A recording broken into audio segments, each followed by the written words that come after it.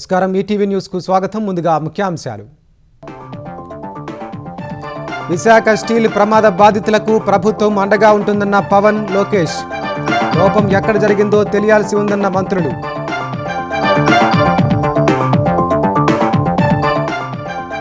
King George ఆసుపత్రిలో మృతదేహాలకు DNA పరీక్షలు. Visakha steel ప్రమాదంపై దర్యాప్తు చేపట్టిన కేంద్ర ప్రభుత్వ కమిటీ. ఘటనా స్థలం పరిశీలన. కాసేపట్లో తెలంగాణ ప్రభుత్వ మహిళా శక్తి సభ. స్వయం సహాయ బృందాలకు 553 బస్సులు పంపిణీ చేయనున్న ముఖ్యమంత్రి రేవంత్ రెడ్డి. ఏసీబీకి చిక్కిన Telangana R&B engineer in chief Mohan Naik. 15 చోట్ల అధికారుల సోదాలు, 100 కోట్ల ఆస్తుల గుర్తింపు. జోజిలా టన్నెల్ నిర్మాణంలో ఆఖరు ఘట్టం పూర్తి. 6 నెలల ముందే చివరి బ్లాస్టింగ్. శ్రీనగర్ లేహ్ మధ్య తగ్గనున్న ప్రయాణ సమయం. కేంద్రంలో ఎన్డీఏ ప్రభుత్వం ఏర్పాటై నేటికి 12 ఏళ్లు పూర్తి. అభివృద్ధి సంక్షేమాల్లో దేశానికి ప్రపంచంలోనే గుర్తింపు సాధించామన్న ప్రధాని. ఇరాన్తో ఒప్పందానికి చేరువలో ఉన్నామన్న అమెరికా అధ్యక్షుడు ట్రంప్. టెహ్రాన్పై ఇజ్రాయెల్ దాడులు చేయడంపై అసంతృప్తి.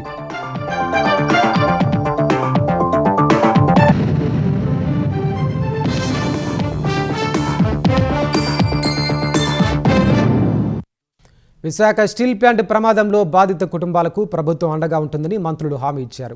లోపం ఎక్కడ జరిగిందో స్పష్టంగా తెలియాల్సిన అవసరం ఉందని స్పష్టం చేశారు. ఇలాంటి ఘటనలు పునరావృతం కాకుండా చర్యలు చేపట్టాల్సి ఉందన్నారు. పరిస్థితులు సర్దుకున్నాక కార్మికుల కుటుంబాలను, సంఘాలను కలుస్తామని ఉప ముఖ్యమంత్రి పవన్ కళ్యాణ్, మంత్రి నారా లోకేష్ ప్రకటించారు. విశాఖ స్టీల్ ప్లాంట్ ప్రమాదం నేపథ్యంలో ఉప ముఖ్యమంత్రి పవన్ కళ్యాణ్, ఐటీ శాఖ మంత్రి నారా లోకేష్, ఇతర మంత్రులు బాధితులను పరామర్శించారు. ఉదయాన్నే విశాఖపట్నం చేరుకున్న పవన్ కళ్యాణ్ గాయపడ్డ బాధితులను విశాఖ కిమ్స్ ఐకాన్ ఆసుపత్రికి వెళ్లి పరామర్శించారు. 3 బాధితులను, వారి కుటుంబ సభ్యులను ఓదార్చారు. ప్రమాద కారణాలను అడిగి తెలుసుకున్నారు. చికిత్స పొందుతున్న బాధితులకు ఎలాంటి లోటు లేకుండా మెరుగైన వైద్యం అందించాలని అధికారులను ఆదేశించారు. తర్వాత స్టీల్ ప్లాంట్లో ప్రమాద స్థలిని లోకేష్తో కలిసి పవన్ పరిశీలించారు. కార్మికులను అడిగి ప్రమాద వివరాలు తెలుసుకున్నారు. ఏ పార్టీ అధికారంలో ఉన్నప్పటికీ సంఘాలు కార్మికుల సంక్షేమానికి ప్రాధాన్యం ఇవ్వాలని హితవు పలికారు. ప్రమాద పరిస్థితులన్నీ సద్దుమణిగాక స్టీల్ ప్లాంట్ కార్మికులతో ప్రత్యేకంగా సమావేశమై వారి సమస్యలపై చర్చిస్తారని తెలిపారు. మృతుల కుటుంబాలకు పవన్ కళ్యాణ్ పరిహారం ప్రకటించారు. అందుకని ముందు ప్రభుత్వ పరంగా కానీ మొత్తం అసలు ఒక్కొక్క రెగ్యులర్ ఎంప్లాయీస్ ప్రాణాలు కోల్పోయిన వాళ్ళందరికీ కూడా 1,72,00,000 వారికి అందజేయడం జరుగుతూ ఉంది. అలాగే కాంట్రాక్ట్ ఎంప్లాయీస్కి 45.75 లక్షలు, అలాగే వాళ్ళ ఎంటైటిల్డ్ టర్మినల్ బెనిఫిట్తో పాటు మరణించిన వారి కుటుంబానికి 5 లక్షలు ఎక్స్గ్రేషియా, మరణించిన వారి కుటుంబ సభ్యులకు ఒక్కొక్కరికి ఉద్యోగం, సివియర్గా ఇంజూర్ అయిన వారికి 10 లక్షలు, అలాగే ట్రీట్మెంట్లో అయ్యే ఖర్చు మొత్తం రాష్ట్రీయ ఇస్పాట్ నిగమ్ లిమిటెడ్ వారు భరిస్తారు. అలాగే స్టీల్ ప్లాంట్ ఉద్యోగుల పిల్లల చదువులు ఏ విధంగా అయితే కొనసాగుతున్నాయో అదేవిధంగా మరణించిన వారి పిల్లలకు కూడా అది వర్తిస్తుంది. వారి చదువు అలాగే కంటిన్యూ అవుతుంది. మరణించిన వారి notional date of superannuation, that means retirement, ఏ రోజు వరకు అయితే ఉంటుందో అప్పుడు దాకా వారి కుటుంబ సభ్యులు స్టీల్ ప్లాంట్ క్వార్టర్స్లోనే ఉండొచ్చు. నుంచి పరవాడ కానీ వైజాగ్ చుట్టుపక్కల ప్రాంతాల అనకాపల్లిలో కానీ ప్రతి 5-6 నెలలకి ఒక 8 నెలలకు ఏదో ఒక చోట ఇలాంటి సంఘటనలు జరుగుతూ ఉన్నాయి. కొంచెం అలామింగ్గా ఉంది నాకు. యాజమాన్యాలు సేఫ్టీ ఆడిట్ ఎంతవరకు చేస్తున్నాయి, రాష్ట్ర ప్రభుత్వం నుంచి దీన్ని పర్యవేక్షణ చేయాల్సిన అధికార యంత్రాంగం ఎలా ఉంది, ఇండస్ట్రియల్ చీఫ్ ఇన్స్పెక్టర్, ఒకవేళ చిన్న లోపాలు ఏదైనా ఉంటే వాళ్ళకి కూర్చోబెట్టి పంపించారా, సపోజ్ ఏదైనా వైలేషన్స్ ఏమైనా ఉంటే వైలేషన్స్ని మీరు రిపోర్ట్ చేశారా, లేదంటే వాళ్ళ దాని మీద యాక్షన్ తీసుకోలేదు, ఇవన్నీ కూడా జరగాలి. విశాఖ స్టీల్ ప్లాంట్ ప్రమాదంలో మరణించిన కార్మికుల కుటుంబాలను మంత్రి లోకేష్ పరామర్శించారు. తొలుత కింగ్ జార్జ్ ఆసుపత్రిలో ఉన్న వారిని కేంద్ర మంత్రి శ్రీనివాస్ వర్మతో కలిసి పరామర్శించారు. ధైర్యంగా ఉండాలని సూచించారు. అనంతరం కిమ్స్ ఆసుపత్రిలో చికిత్స పొందుతున్న బాధితులను లోకేష్ పరామర్శించారు. విశాఖ MGM ఆసుపత్రికి కూడా వెళ్లారు. ప్రమాద ఘటనపై నిపుణుల కమిటీ నివేదిక వచ్చిన అనంతరం బాధ్యులపై తగిన చర్యలు తీసుకుంటామని మంత్రి వెల్లడించారు. లోపం ఎక్కడుందో గుర్తించాల్సి ఉందన్నారు. విశాఖ ఉక్కును తామే కాపాడామని, ఉత్పత్తి కూడా తిరిగి ప్రారంభించామని లోకేష్ గుర్తు చేశారు. ప్రమాదం దురదృష్టకరమన్న ఆయన కొందరు కార్మిక సంఘాల నాయకుల తీరుపై తీవ్ర అసంతృప్తి వ్యక్తం చేశారు. మీకు వచ్చి కేవలం ఏదో చెక్ అందించేదానికి రాలేదు. ఆ కుటుంబాలకి శాశ్వతంగా అండగా నిలబడడానికి ఈరోజు ఎన్డీఏ ప్రభుత్వం అడిగేసింది. గతంలో ఎప్పుడు లేని విధంగా పర్మనెంట్ జాబ్ ఇస్తామని పెద్ద మనసు కుమారస్వామి గారు ఒక హామీ ఇచ్చారు. కార్మిక సంఘాల నాయకులే ఎంత బాధ చేసినట్టు వాళ్ళు మాట్లాడే విధానం చూస్తే డబ్బులు ఇచ్చేయండి, డబ్బులు ఇచ్చేయండి అంటే డబ్బులు ఇచ్చి చేతులు దులుపుకుని వెళ్ళిపోమంటారు మమ్మల్ని. ఒక కార్మిక నాయకుడు ఏమన్నాడంటే అసలు మీరు ప్యాకేజ్ ఇవ్వకుండా ఉంటే ప్లాంట్ తెరిసేది కాదు కదా, ప్లాంట్ తెరుచుకుని ఉంటే మంచి చనిపోయాడు కాదు కదా. మాట్లాడే విధానం అండి ఇదే. మేము ఇక్కడ కేవలం ఏదో డబ్బులు ఇచ్చేసి చేతులు దుప్పుకుని వెళ్ళాక రాలేదు. ఆ కుటుంబాన్ని అండగా ఉంటాం. మొత్తం అంత్యక్రియలు అయిన తర్వాత పెద్ద కర్మైన తర్వాత కుటుంబాలు మేము కలుస్తాం. వాళ్ళ పిల్లల్ని చూసుకోవాల్సిన బాధ్యత కూడా మా పైన ఉంది. We understand that commitment.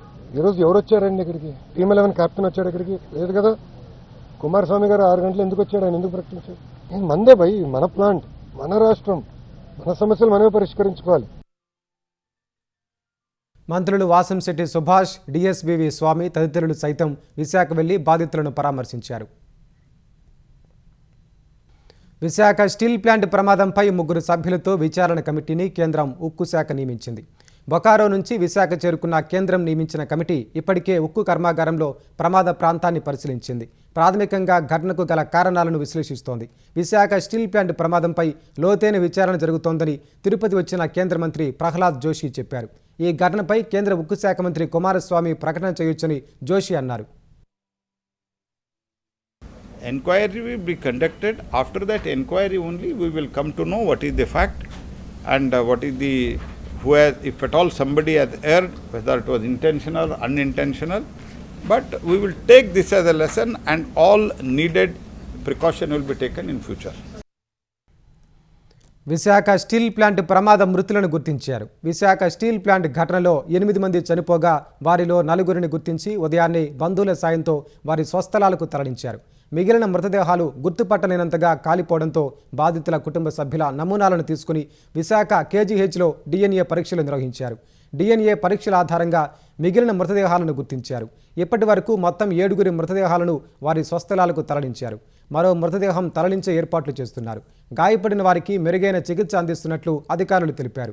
వేర్వేరు ఆసుపత్రుల్లో చికిత్స పొందుతున్న వారిలో 2 పరిస్థితి విషమంగా ఉన్నట్లు చెప్పారు. రాజ్యసభ అభ్యర్థిత్వాలపై వైసీపీ చేస్తున్న విమర్శల పట్ల తెలుగుదేశం రాజ్యసభ అభ్యర్థి సానా సతీష్ మండిపడ్డారు. వైసీపీ అధికారంలో ఉండగా 11 మందికి రాజ్యసభ ఇచ్చి ఒక్క మహిళకైనా ఎందుకు ఇవ్వలేదని ఆయన ప్రశ్నించారు. తల్లి చెల్లికి వెన్నుపోటు పొడిచిన జగన్ మహిళల గురించి మాట్లాడటం విడ్డూరమని విమర్శించారు. గత 5 సంవత్సరాలుగా 11 మందికి రాజ్యసభ సభ్యులనిచ్చి ఒక్క మహిళకు ఇవ్వనోళ్ళు ఈవేళ ఇటువంటి కామెంట్ చేయటం ఆశ్చర్యకరంగా ఉంది.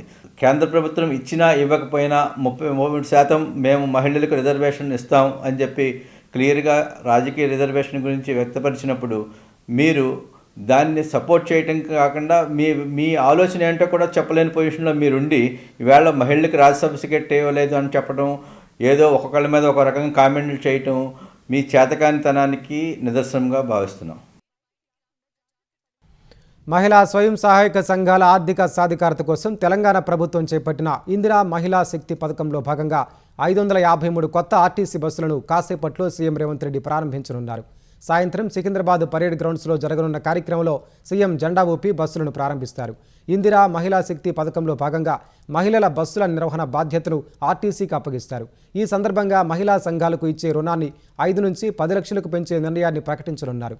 మహిళా సంఘాలకు వడ్డీ లేని రుణాల కింద 500 కోట్ల రూపాయల చెక్కులు, మహిళా సంఘాలు నిర్వహిస్తున్న ఆర్టీసీ అద్దె బస్సుల హైర్ ఛార్జీల చెక్కులను పంపిణీ చేయనున్నారు. కొత్త బస్సుల కొనుగోలు కోసం టీజీఎస్ ఆర్టీసీకి 199 కోట్ల రూపాయల ఆర్థిక సాయాన్ని కూడా ముఖ్యమంత్రి అందిస్తారని మంత్రి సీతక్క తెలిపారు.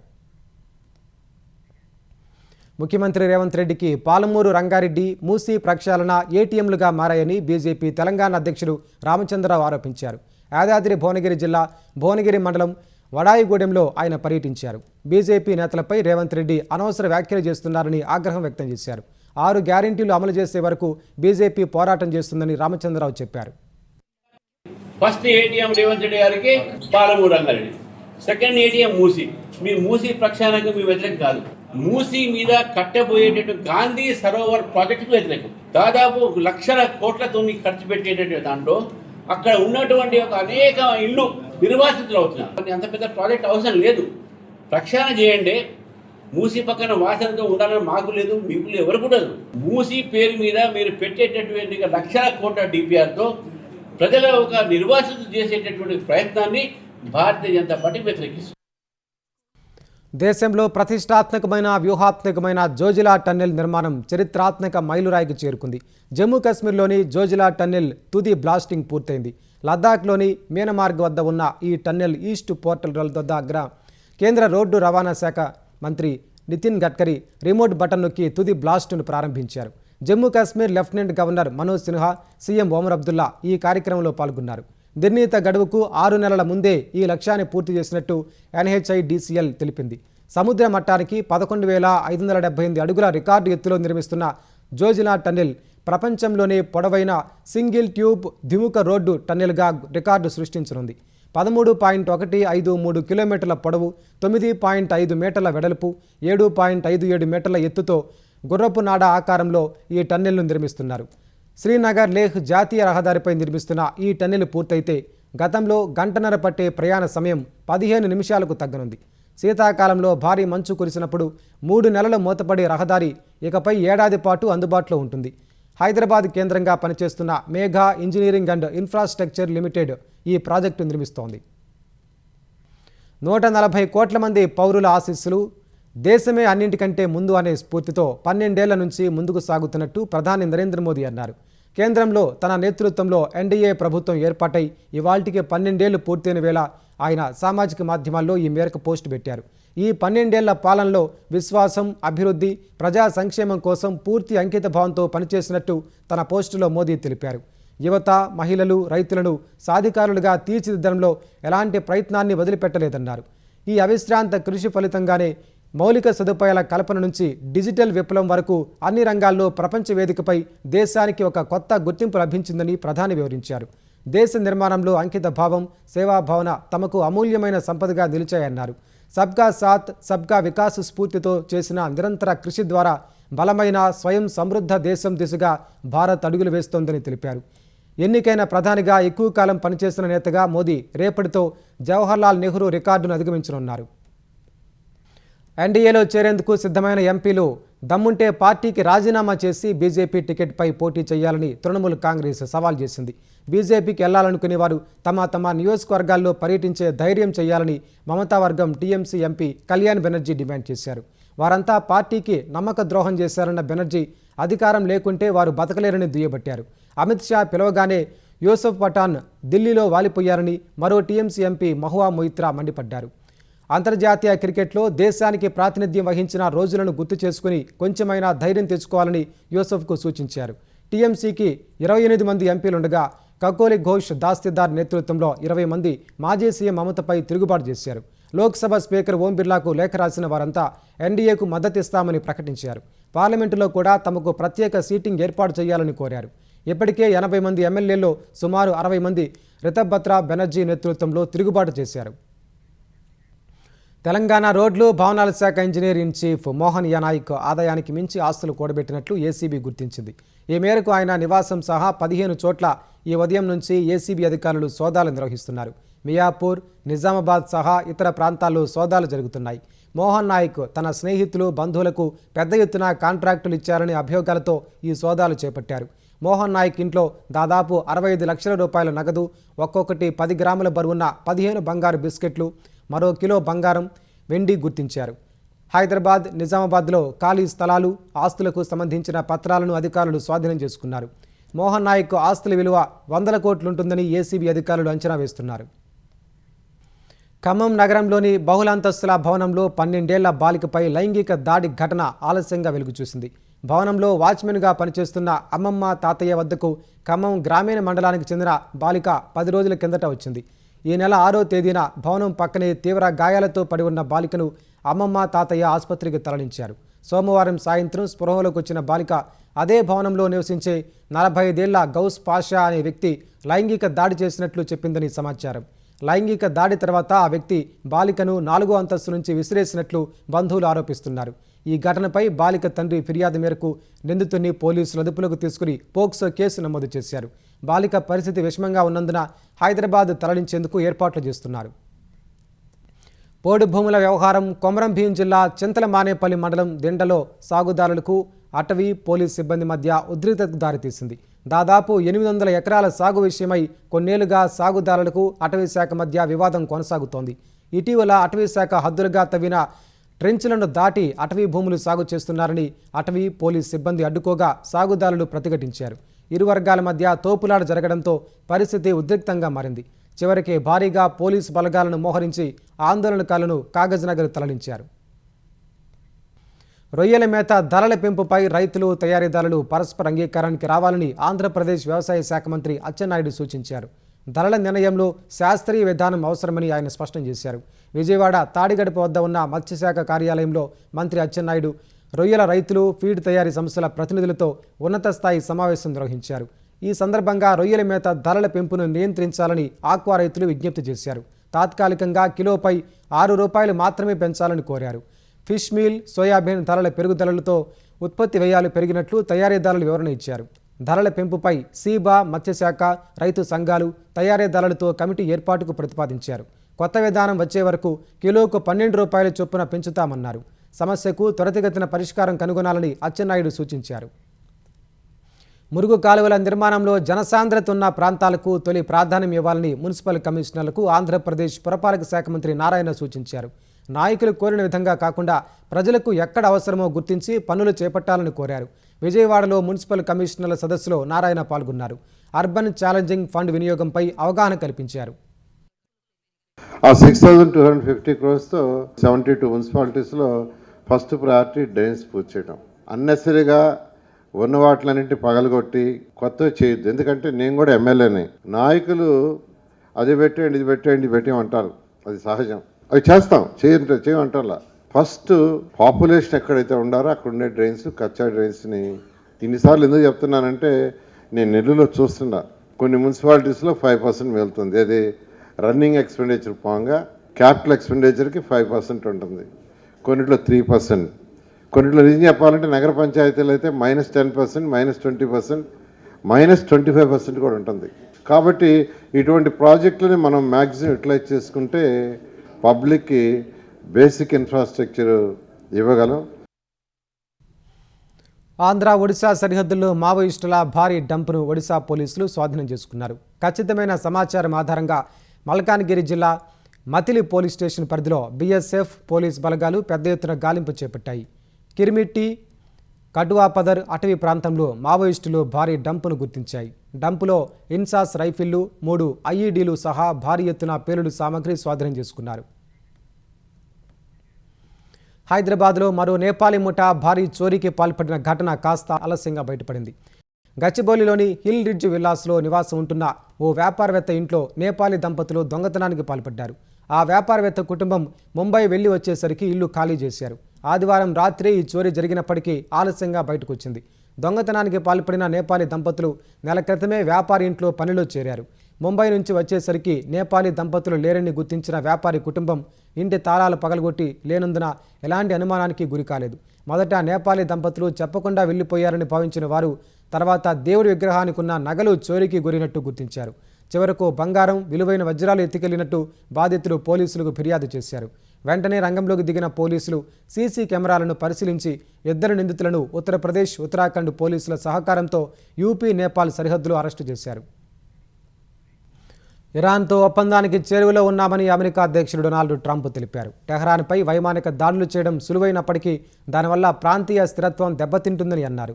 న్యూయార్క్లో NBA ఫైనల్ వీక్షించిన అనంతరం ఫ్లోరిడా వెళుతూ ట్రంప్ మీడియాతో మాట్లాడారు. బాంబు దాడులు చేస్తే వ్యూహాత్మక హర్ముజ్ జలసంధి నెలల తరబడి మూతపడే ప్రమాదం ఉందన్నారు. తాము చేపడుతున్న ఇరాన్ ఓడరేవుల దిగ్బంధనం వైమానిక దాడుల కంటే ఎక్కువ ఫలితాలను ఇస్తోందని చెప్పారు. ఎగుమతులు తగ్గి ఆర్థిక వ్యవస్థ తీవ్రంగా దెబ్బతినడంతో ఇరాన్ ఒప్పందానికి ముందుకొచ్చిందని వెల్లడించారు. ఇరాన్పై ఇజ్రాయెల్ దాడుల పట్ల ట్రంప్ అసంతృప్తి వ్యక్తం చేశారు. పరిస్థితిని అదుపులోకి తెచ్చేందుకు తాను ఇజ్రాయెల్ ప్రధాని నెతన్యాహుతో ఫోన్లో మాట్లాడినట్లు ట్రంప్ వెల్లడించారు. ఇరాన్పై దాడులు ఆపకపోతే అమెరికా మద్దతు కోల్పోవాల్సి వస్తుందని నెతన్యాహును హెచ్చరించినట్లు తెలిపారు. Very close to having a very, very good, strong, powerful deal. If we go and bomb, but you won't have the Strait open for months. If we do the bombing, a lot of people are going to be killed. Who wants to do that? I don't. And we'll have a signed document that's actually stronger than doing the bombing. What has proven to be a very powerful thing is the blockade. The blockades turned out to be much stronger than bombing. And it was really a combination. It was our initial thrust and then the blockade. but their economy is really suffering, and they're going to make a deal.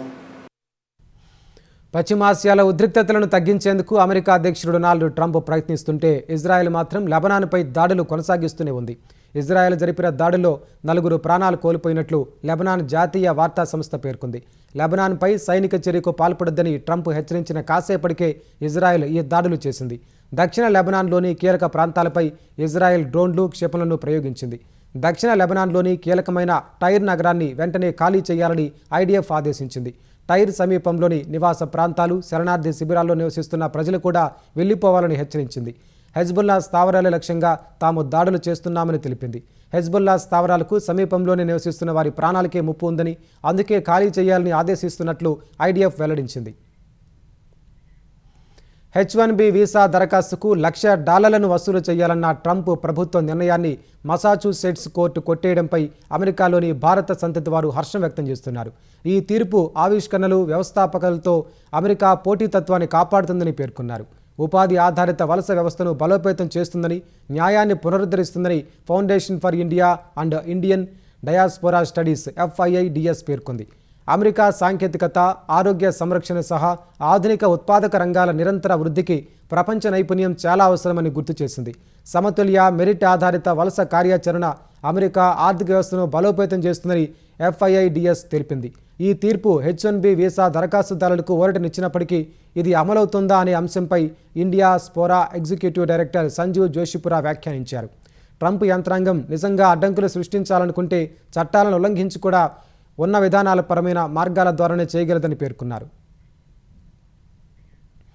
Pakistan ఆక్రమిత కశ్మీర్లో మరోసారి హింస తలెత్తింది. Awami action కమిటీపై నిషేధానికి వ్యతిరేకంగా నిరసనలు చేస్తున్న పౌరులపై పాక్ సైన్యం కాల్పులు జరిపింది. ఈ క్రమంలో చెలరేగిన అల్లర్లలో పలువురు భద్రతా సిబ్బంది సహా మొత్తం 30 మంది ప్రాణాలు కోల్పోయినట్లు పాక్ ప్రభుత్వం తెలిపింది. 200 మంది గాయపడ్డారు. అనేక మందిని పోలీసులు అరెస్టు చేశారు. మృతుల సంఖ్య చాలా ఎక్కువగా ఉందని, ప్రభుత్వం కావాలనే వివరాలు దాస్తోందని JAC సహా స్థానికులు ఆరోపిస్తున్నారు. పౌర సమాజ కూటమిగా ఏర్పడ్డ JAC POKలో ఆర్థిక, రాజకీయాలకు సంబంధించి ప్రభుత్వాన్ని ప్రశ్నిస్తోంది. స్థానికంగా 45 స్థానాలున్న అసెంబ్లీలో కశ్మీరేతర పాకిస్తానీయులకు 12 సీట్లు రిజర్వేషన్ ఇవ్వాలని పాక్ చట్టం చేసింది. అలా చేయడం వల్ల స్థానికుల హక్కులు దెబ్బతింటాయని JAC ఉద్యమిస్తోంది. ఈ క్రమంలో ఆ సంస్థకు ఉగ్రవాదులతో సంబంధాలు ఉన్నాయని ఆరోపిస్తూ పాక్ ప్రభుత్వం నిషేధం విధించింది. అందుకు నిరసనగా POKలో నిరసనలు చెలరేగాయి. మనీ లాండరింగ్ కేసులో కేరళ మాజీ సీఎం పినరయి విజయన్ కుమార్తె వీణకు ఈడీ సమన్లు జారీ చేసింది. మనీ లాండరింగ్ కేసులో విచారించేందుకు ఈ నెల 12న తమ కార్యాలయానికి రావాలని ఈడీ సూచించింది. Cochin minerals and rutile limited, Exalogic solutions private limited సంస్థ మధ్య జరిగిన ఆర్థిక లావాదేవీలపై ఈడీ మనీ లాండరింగ్ కేసు నమోదు చేసింది. IT కన్సల్టెన్సీ సేవల ముసుగులో వీణకు చెందిన ఎక్స్లాజిక్ సొల్యూషన్స్ నుంచి CMRL సంస్థకు 2.78 కోట్ల రూపాయల మోసపూరిత చెల్లింపులు చేసిందనే ఆరోపణలపై ఈడీ దర్యాప్తు చేస్తోంది. ఇందులో భాగంగానే గత నెల తిరువనంతపురంలో పినరయి విజయన్ నివాసం, ఇతర ప్రాంతాల్లో ఈడీ సోదాలు చేసింది. కర్ణాటక సీఎంగా బాధ్యతలు చేపట్టిన DK శివకుమార్కు శాఖల కేటాయింపు వ్యవహారం కొత్త తలనొప్పులు తెచ్చిపెడుతోంది. శాఖల కేటాయింపుపై మరో మంత్రి అలక చెందినట్లు తెలుస్తోంది. బెంగళూరు అభివృద్ధి శాఖను పొందిన కృష్ణ బేరెగౌడ ఇప్పటికీ ఆ బాధ్యతలు స్వీకరించలేదు. తన శాఖ పరిధిపై స్పష్టత లేకపోవడం వల్ల ఆయన ఆందోళన చెందుతున్నట్లు సమాచారం. కృష్ణ బేరెగౌడకు బెంగళూరు అభివృద్ధికి సంబంధించిన శాఖను కేటాయించగా Bengaluru development authority, Bengaluru metropolitan region development అథారిటీలను DK శివకుమార్ తన వద్దే అట్టిపెట్టుకున్నారు. ఈ శాఖల పరిధిపై ఉన్న గందరగోళాన్ని తొలగించాలని పార్టీ అధిష్టానాన్ని కోరేందుకు బేరెగౌడ ఢిల్లీకి వెళ్ళినట్లు తెలుస్తోంది. ఈ సమస్య కొలిక్కొచ్చిన తర్వాతే బాధ్యతలు తీసుకుంటానని కృష్ణ బేరె స్పష్టం చేశారు. ఇటీవల తనకు నగరాభివృద్ధి శాఖను కేటాయించకపోవడంపై అసంతృప్తి వ్యక్తం చేసిన సీనియర్ నేత రామలింగారెడ్డి 2 రోజుల్లోనే పదవికి రాజీనామా చేశారు. చివరకు కాంగ్రెస్ నాయకత్వం బుజ్జగించగా ఆయన రాజీనామా ఉపసంహరించుకున్నారు. రోబోల చేతులను రియల్ టైంలో మనుషులు నియంత్రించే చేతి పట్టీని మసాచ్యూసెట్స్ ఇన్స్టిట్యూట్ ఆఫ్ టెక్నాలజీ పరిశోధకులు అభివృద్ధి చేశారు. అల్ట్రాసౌండ్ సాంకేతికతను ఉపయోగించి ఈ పరికరం చర్మం కింద ఉన్న కండరాలు, స్నాయువులు, లిగమెంట్ల కదలికలను క్యాప్చర్ చేస్తుంది. తర్వాత AI సాయంతో ఒక రోబో ఆ రీడింగులను విశ్లేషించి రియల్ టైంలో మనుషులలాగే కదిలే విధంగా నియంత్రిస్తుందని పరిశోధకులు తెలిపారు. ఇప్పటి వరకు ఉన్న రోబోలకు మనుషులలాగా చేతిని, వేళ్లను సున్నితంగా కదిలించడం చాలా పెద్ద సమస్యగా ఉంది. ఒక గాజు గ్లాసును పట్టుకున్నప్పుడు దాన్ని ఎంత గట్టిగా పట్టుకోవాలి, పేపర్ కప్పు ఎలా పట్టుకోవాలనేది రోబోలు అర్థం చేసుకోలేకపోతున్నాయి. ఈ ఏఐ రిస్ట్ బ్యాండ్తో అలాంటి సమస్యలు తీరుతాయని పరిశోధకులు వెల్లడించారు. ఈ పట్టీతో ఇల్లు ఓడవడం, వంట చేయడం, సామాన్లు సర్దడం వంటి పనులు చేస్తున్నప్పుడు ఆ చేతి కండరాల కదలికలను ఏఐ రికార్డు చేసుకుని ఆ మేరకు రోబోలను నియంత్రిస్తుందని పరిశోధకులు తెలిపారు. భవిష్యత్తులో హ్యూమనాయిడ్ రోబోలు ఎవరి సహాయం లేకుండా తమకు తామే సొంతంగా పనులు ఖచ్చితంగా చేసుకునేందుకు ఈ సాంకేతికత ఉపయోగపడుతుంది. ముఖ్యాంశాలు మరోసారి. విశాఖ స్టీల్ ప్రమాద బాధితులకు ప్రభుత్వం అండగా ఉంటుందన్న పవన్, లోకేష్. లోపం ఎక్కడ జరిగిందో తెలియాల్సి ఉందన్న మంత్రులు.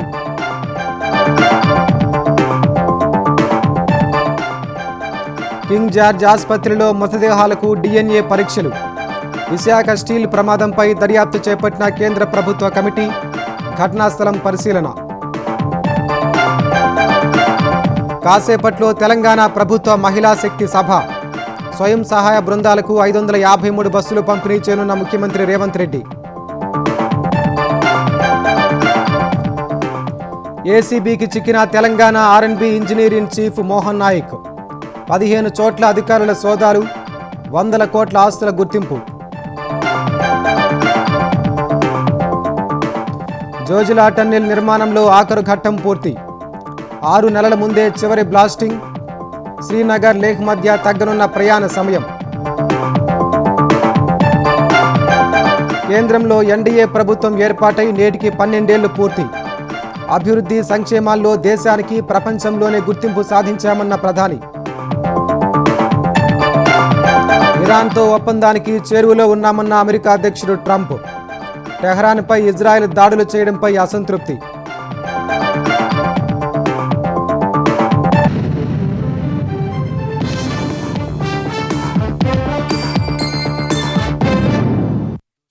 ఈటీవీ న్యూస్ సమాప్తం. నమస్కారం.